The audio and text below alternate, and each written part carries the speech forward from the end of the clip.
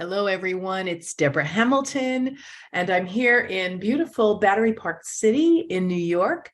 I am a fish in water because I am back home. What a beautiful afternoon I had. I checked in and I walked around Battery Park, and being a native New Yorker, I was chagrined to know that I had never been down there, had never seen any of the monuments, had never really done anything. So I just came out of the hotel, which was on a really dark street called Stone Street. Didn't even know there was a street like that down in Battery Park.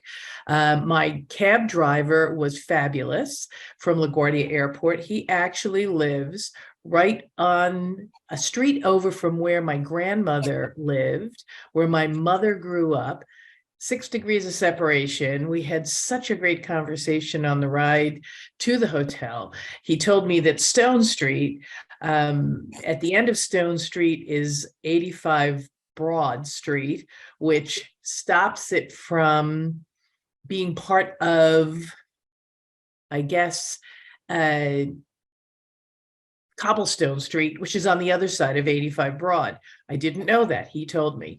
So the things you learn while you are a tourist in your own city. So welcome to the MAAP Community Call. I'm Deborah Hamilton, Hamilton Law and Mediation, the Why Do Pets Matter podcast, and of course, this wonderful MAAP community that I'm so grateful to have and so grateful to be here. It's funny, I'm in New York to start my membership in the International Attorneys Organization, UIA. They have a dispute resolution group and they have an animal law group. So right up my alley, plus a million other groups. So their conference for health and well-being is tomorrow and Friday. And so I'll be meeting all of these international people. And while I was on my way here, I had spoken to Rose and said, I want to talk about what happens and what occurs to our pets when we're depressed and what happens and occurs that makes our pets depressed. And I know that this is really near and dear to all of your hearts because how your pets feel is really, really important. So I'm going to start off with the fact that Junie is laying in the pantry again, looking at the garage door. I've had 3 pictures from my son, Thomas, showing that Junie is holding him personally responsible for taking his mother away because Thomas drove me to the airport. And it's really interesting. I'm sort of a fish out of water here when Junie's not here. So I'd love to check in with everyone. Welcome, Kathy. It's so good to see you. I'm so glad you're here. I know you've had a rough week. Kathy, like me, had their significant other have surgery on their bellies. I need to say that my husband is doing fabulous. I'm sorry at the last minute I had to cancel last week. However, it was a whirlwind. The surgery was supposed to be Tuesday. It wasn't. It was Wednesday. It was supposed to be first thing in the morning. It wasn't. It was sort of in the middle. And then he was coming out of recovery at 6 o'clock. And as it turns out, at 6:30, I probably could have gotten on in the lobby of the hospital because I never like to let you guys down. However, I thought, I probably look like the wreck of the Hesperus, and so better to just wait and do it tonight. I was going to take tonight off because I'm here in the city, but I decided, no, I'm not going to. So I'm so glad everybody's here. The depression that we feel sometimes, given all the things that are going on, so many people said to me when I was traveling, be careful on the planes because people are pushing and shoving, people are getting angry, planes are falling out of the sky for turbulence. I did have my seatbelt on the entire time I was on the plane, just in case we had turbulence. I didn't want to hit my head or go flying. We had a pretty smooth flight, and it was uneventful. But then they said, be very careful in New York. So I'm just thinking, it is what it is. And I'd love to check in with all of you on those 2 topics. One is that when we feel anxiety or depression, how do our pets help us? I know that they pick up on it immediately. Your energy is such a tell for your pets. And how do you pick up on their energy? And I'll go into what Junie did last night when I pulled the suitcase out later. However, I would love to check in with everyone. So let's start with Sally, since I can see her. I'm just going to roll back here for 1 minute. I want to grab my phone. Well, Dulcinea, one of our dogs in the past that we co-owned, when we would get the suitcases out, she would run upstairs and get into the suitcase. Oh my God. Yeah, I mean, they know exactly what's going on. And Gordon and I will walk them out to the front yard on leads. So they see the limo come, pick us up, see us depart, and they go back in. But they totally get that you're gone. And if one stays behind, that's great. Or if there's a loving caregiver that you've hired to stay there, that's great. But they know you're gone. And Dulcinea also, when she realized she couldn't squeeze into the suitcase, she would bring her favorite toy and place it into the suitcase, realizing that we were departing. I guess she thought we would be happier if we had her favorite toy. I took it out. I don't know if that was the best thing. Perhaps I should have taken it and returned it. They get it. They certainly do. Hey, Connie, how are you? We're talking about depression and whether or not we, how we read our kids. Do me a favor and let me know how your dogs let you know about whether or not they're depressed or how they react when you're depressed. Well, first of all, sorry that I'm a bit late. I was having problems logging in thanks to Zoom, but obviously I'm here. I have noticed a lot more down behavior since COVID. Since we have been shut in a lot. I'm sure this is a common theme among all pet owners. That, here I've got 2 show dogs. We have been all over the state of California showing since the time they were puppies. They are very well socialized. They participate in all kinds of obedience club activities and trialing, showing, you name it. They are out. They have been out and about, and then suddenly, boom, the curtain came down with COVID. And that was especially unfortunate because my boy Casey was 11 months old when the state of California shut down. In fact, 2 weeks after the Beverly Hills show. And we were shut down for 1.5 years before we could get out and do any dog activities, which they love to see their buddies and their people and everything else.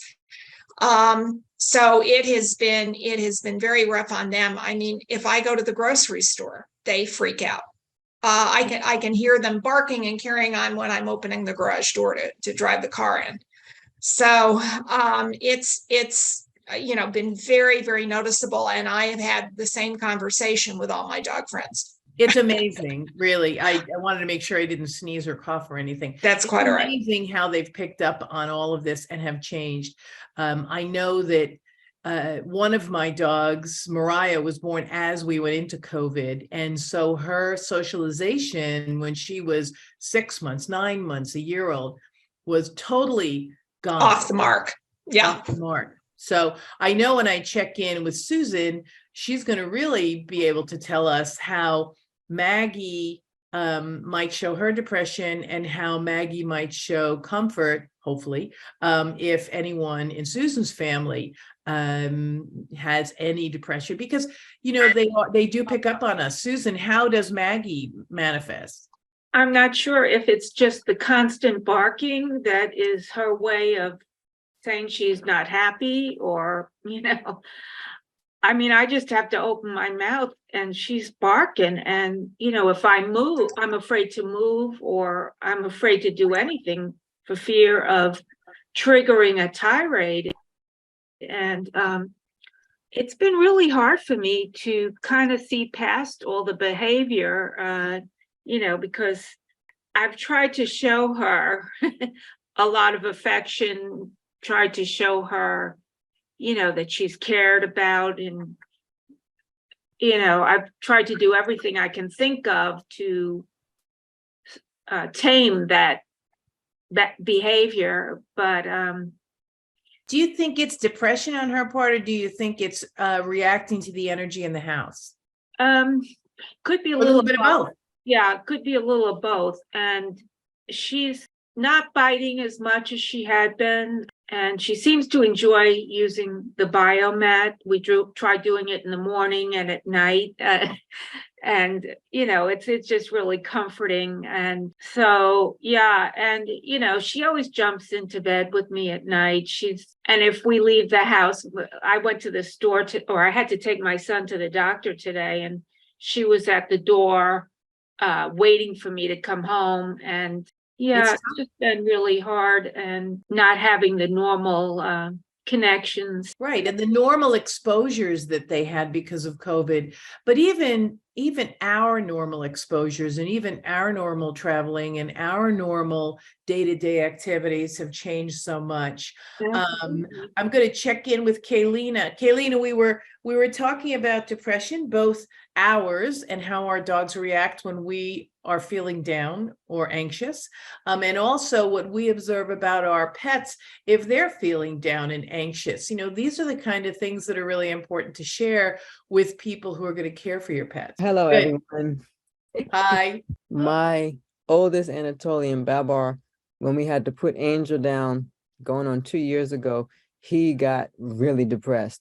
And you just knew, because his whole demeanor changed. He just laid down, and it looked like he gave up, because they had been together for so long. So I kind of threatened him. I told him if you died, I was going to bring him back and beat his butt. So he had to pick himself I up. say that often to a lot of my dogs when they're older. So he had to pick himself up and and I kept trying to take him out, and he didn't want to go on walks. Like, you want to go for a walk? He just lay there. You want a treat? He would just lay there. Everything that he usually liked and would perk him up didn't. But I made him get up. It's like, she's gone, but you still have to live. You're fine. So he kind of snapped out of it. He was still a little down, but took about 3 months for him to get back to his normal self. Yeah.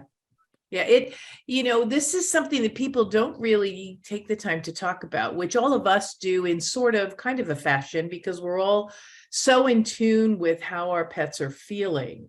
And before I check in with Kathy, I can tell you that Junie's been very, since I got back, we were away for 2 days for Jim's surgery, and he was on top of me, physically on top of me most of the time. When I was in any sort of sitting position, he was on top of me.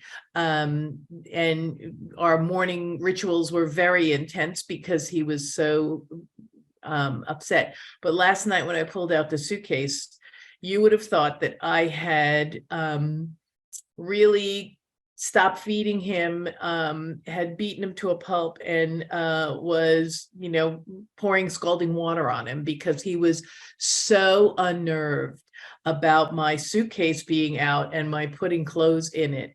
And he was sleeping next to me. He's the kind of dog, I don't know if you guys have these kind of dogs, who sleep on the bed for a little while, then go on the puppy cup, then maybe come up on the bed for a little while, then do the puppy cup. Last night he was up the whole time on top of me. So I know he's a little depressed. I've checked in with my husband and my son. I mean, he has 2 guys there with him. It's a whole guys' weekend. You would think he'd appreciate that. However, no.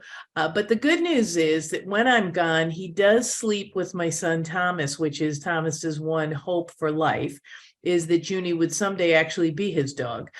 So he sleeps with Thomas and really is very close to Thomas. So there's that. Remember, when you have a pet and you're going to either give them short-term or long-term to someone based on things that come up in your life, that they feel comfortable. Remember, we had Tonka really bond with someone who had multiple dogs, even though Jan felt, well, he should be with a one person, somebody with maybe one dog or maybe no dogs.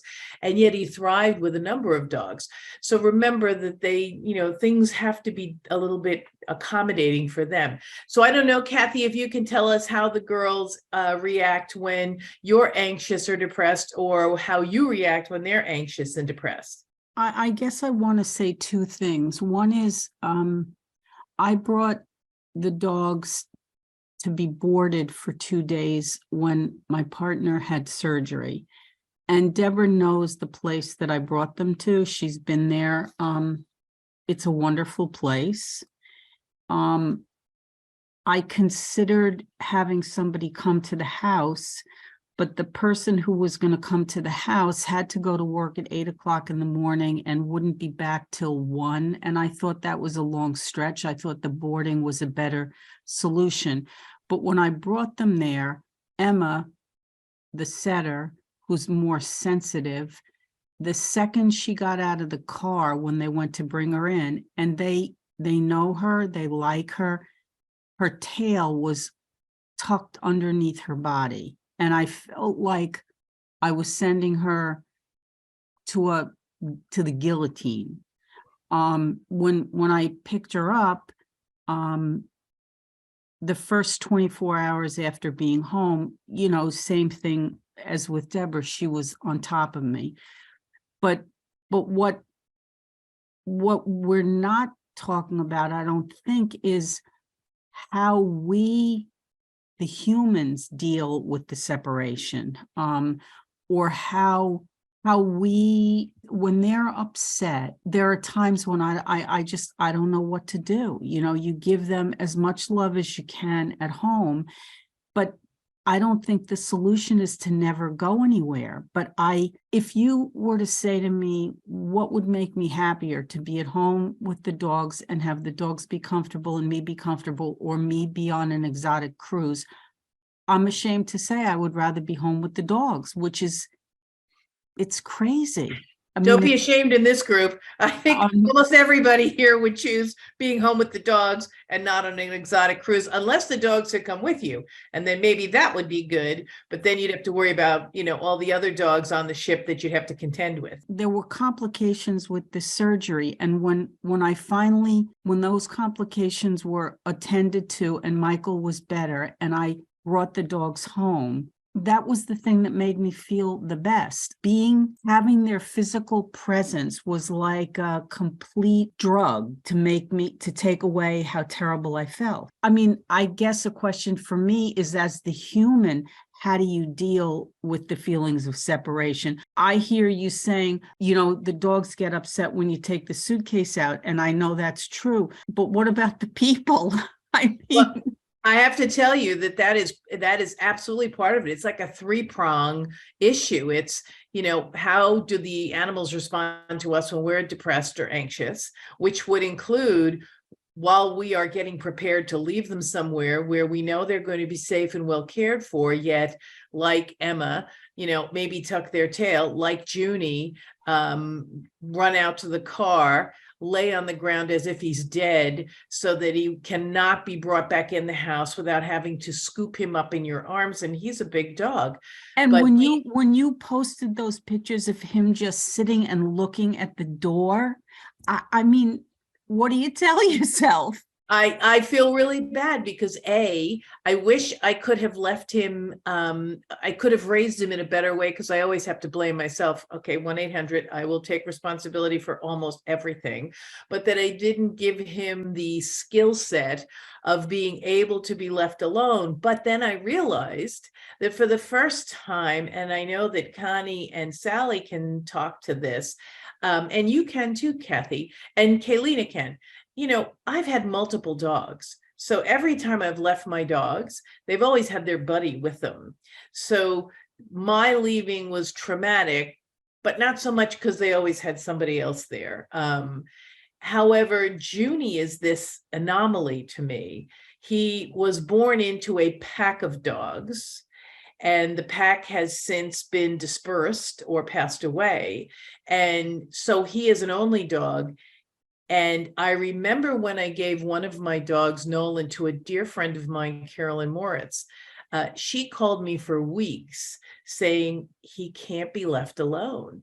He is miserable being left alone. Now, he loved her. He loved her husband. He loved being with her.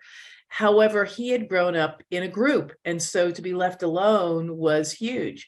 I think Junie is a little bit of both. He's always been with someone or something. And when we had, him be the only dog, he decided that he was going to glom onto one human. And when that human leaves, it's as if his whole world shrivels up.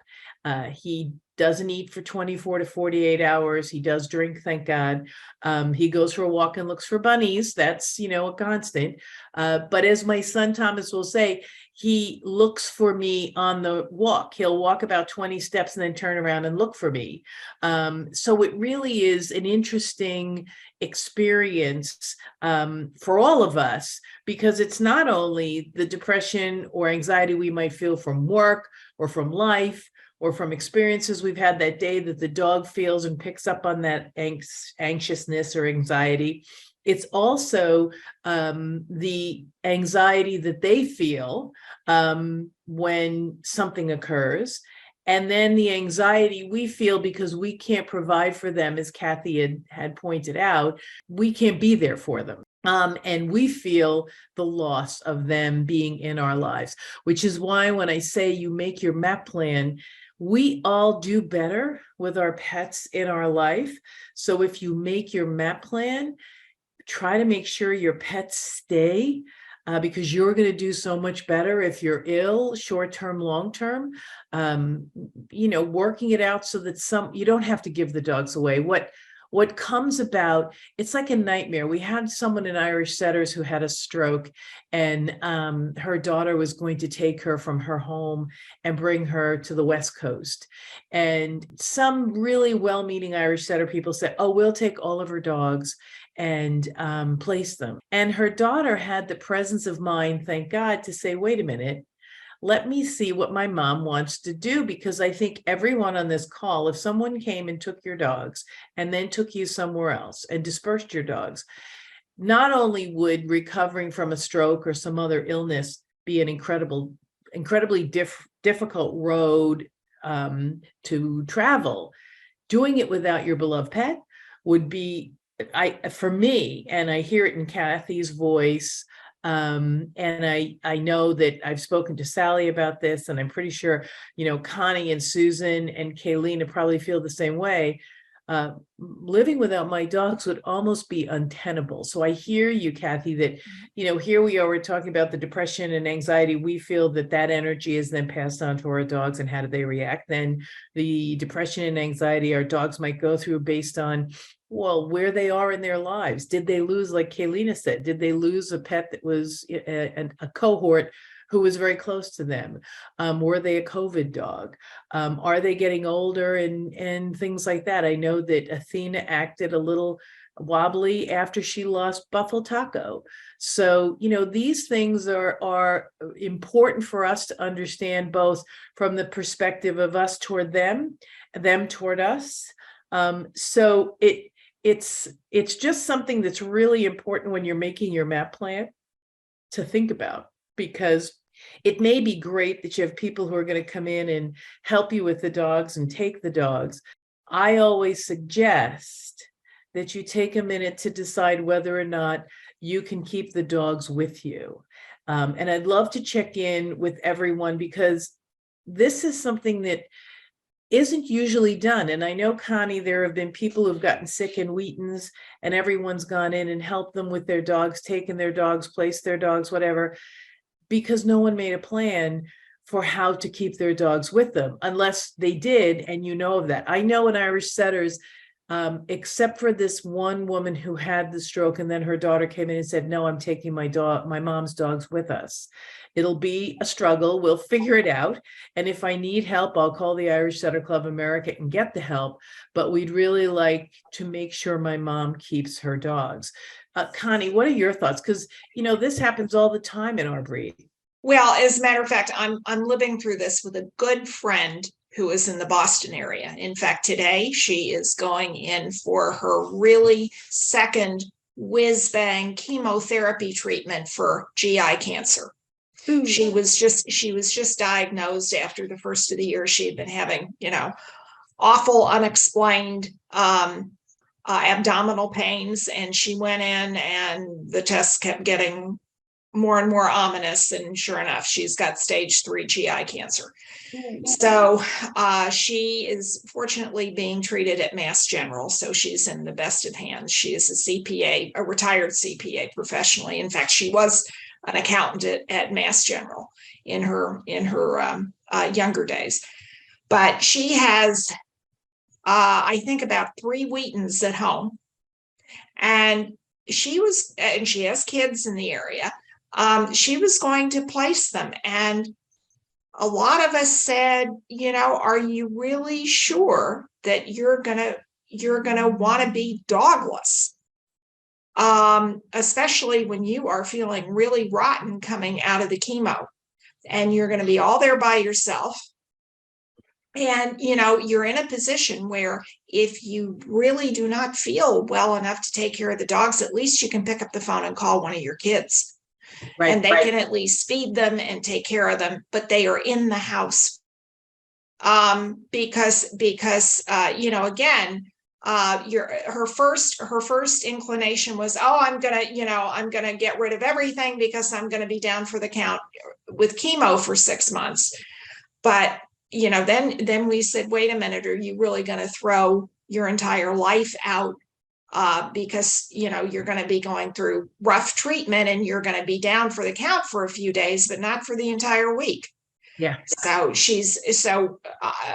living it right now.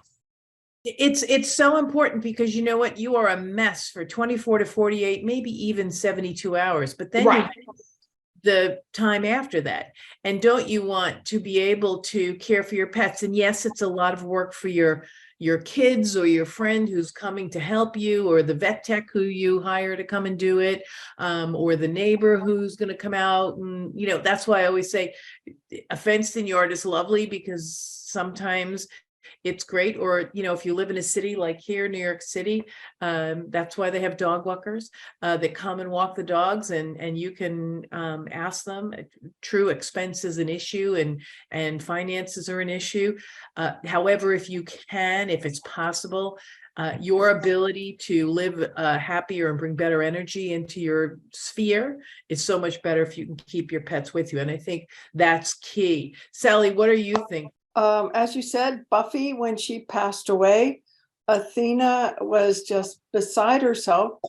And now we have Roxy, and they're the best of friends.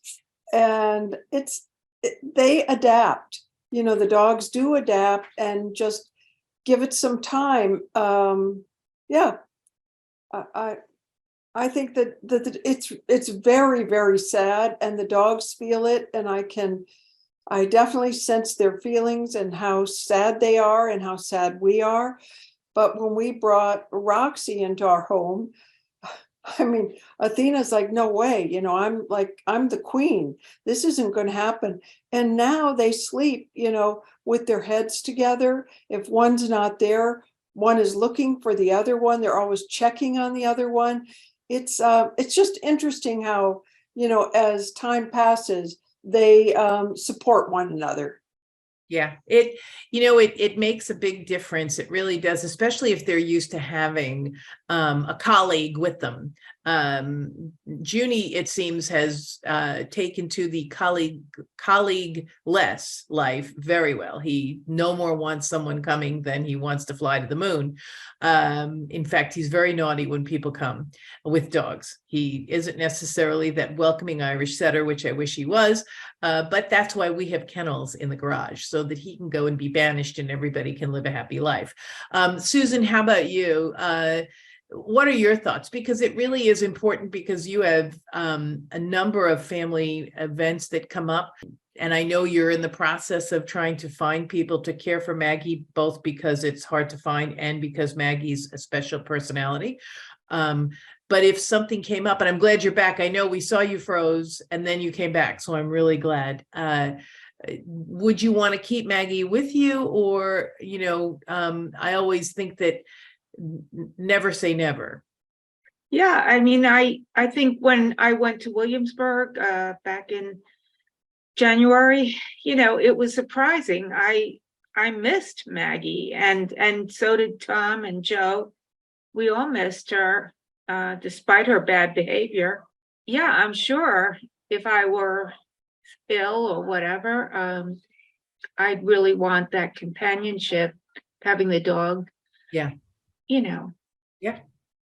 It- It makes a big difference when you're ill, I think. It really does. And if you're feeling anxiety or depression, petting that dog or having that dog there is so important. And if they're feeling stressed, you rise to the occasion too. You're able. Yeah, yeah. I love the breed that Cotan. We had one that was just, I mean, we lost him in June 20th of 2019, and he was unbelievable, and we just were devastated. I know. When, know. So, Maggie's not quite the same caliber, but we still love her, and I'm sure would love to have her if something happened. No, it's very true. Kathy, does that help a little bit? Yeah, I think to me that having the dog with you is part of the medicine. I think it works both ways, it's better for both. I think Michael is probably feeling pretty good that the girls are home. Yes. I know Jim was so thrilled to see Junie, and he kept grabbing him by the face and kissing him. And my husband doesn't do that very often, but he kept calling him over, and frighteningly, Junie went over, because usually Junie ignores everyone on the face of the earth but me. But when Jim called him, he'd go over. So that's the thing that the dogs pick up on as well, that you need them, Yeah. and they rise to the occasion. Yeah. Yeah. Michael was literally hugging Emma. Michael would be sitting in a chair. Emma would always go over to him, but he was putting his arms around her whole body, hugging her, saying how much he loved her. It's priceless medicine. Yep. Never want to lose that priceless medicine. Kaylina, what are your thoughts? I know you're busy there with the babies. I think it's important, like you said, they can pick up on our feelings and emotions. And if we're depressed or we're sad or we're anxious, they pick up on it. When we're sick, they pick up on it. And likewise, when we're always with our dogs, we know how they are, and we know when something is a little bit off. Thankfully, mine, when we do have to go, we can, find somebody to watch them. They all can stay together. When they're separated, we try to send the ones that are closest with each other together, so they're not separated. And that's in your MAAP plan too, right? Joe and Yes. Steve have to go together, and Mary and Ellen have to go together, right? They have, Yes. Because that is absolutely key. I mean, it is a nice to have, and sometimes, especially if they're the big guys and not the beagles, it's hard to get people to take two Anatolians, because they are not lightweights, and they're beautiful, beautiful dogs. However, two might be a little tough for a one-bedroom apartment. The Anatolian wouldn't mind. They love being with people. However, if you can get them together, that is always the best medicine for you and for them. So of course we are 7:05, because that's how my life works. And I want to just thank all of you for being here. I'm in the city, as I said at the beginning of the call. I'm in New York City, so I'm home. My taxi driver today actually lives a block away from where my grandmother and my mother lived. My mom grew up, my grandmother lived. So I'm sort of thrilled that we had this wonderful conversation about, the movie theater and the funeral parlor and the cemetery and Juniper Park, which, my sister went to see the Red Robin with my grandfather. So it was just sort of, my parents put him in my sphere. So I was really glad that I met him. I'm down in Battery Park. being a native New Yorker, I am ashamed to say I have never been here to walk around. And kudos to my husband, who's a merchant mariner, graduate of the Merchant Marine Academy. There is a statue of a sinking merchant ship with 3 crew members that depicts a picture taken during World War II where a ship was torpedoed by a submarine. And someone took a picture of these 3 merchant mariners from the cargo ship helping each other up on this remaining piece of the ship.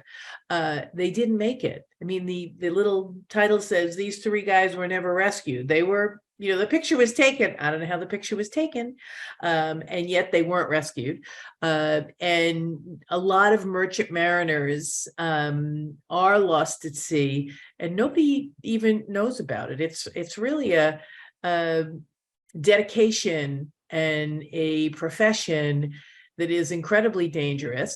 I will share with all of you, just, as a point of history, the United States Merchant Marine Academy is one of the federal academies, along with Navy and Army and Air Force and Coast Guard.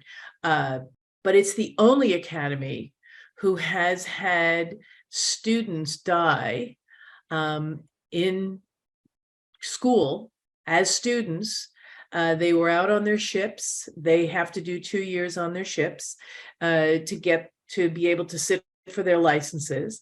And they went out on ships during World War II, and those ships were bombed and they were lost. I think it's 142 students were lost during World War II, not full merchant Marines, not graduates. No, they were still students, but they were put on merchant ships to help get product from point A to point B. The Naval Academy never sent out any students to the war. The West Point never sent any students to war. So I just want to get a shout out for the Merchant Marine. Very unsung heroes get our products to and from by ship in turbulent seas, because they are part of the Department of Transportation right now, and one of the forgotten parts of the Department of Transportation. But that's my soapbox. I am so glad all of you are here. I will also share with you that I am going to visit with Sally on Friday to Saturday to see my girls, also to see Sally and Gordon, but I will see my old ladies in the sea, and it'll be a great weekend. So until next Wednesday, kiss all your babies for me. I'll be kissing Roxy and Athena on Friday. Please kiss Casey and Patsy. Please kiss Maggie for me, Gracie and Emma. And of course, Kaylina, there are so many with so many names. I'm just going to tell you to kiss them all for me. All of you take good care. It's so great to see you. Remember, the depression we feel is assuaged by our pets, and make sure that if your pets are feeling bad, that you also help them, and recognize while you're away, if you're feeling bad, that that is the piece that's missing, that pet. Kayleen, you unmuted. Did you want to say anything before I say good night? Oh, no, I was just coming on to say good night to everybody and Good enjoy night. your time in the city. Thank you. Thank you, everyone. Have a great evening. Good night.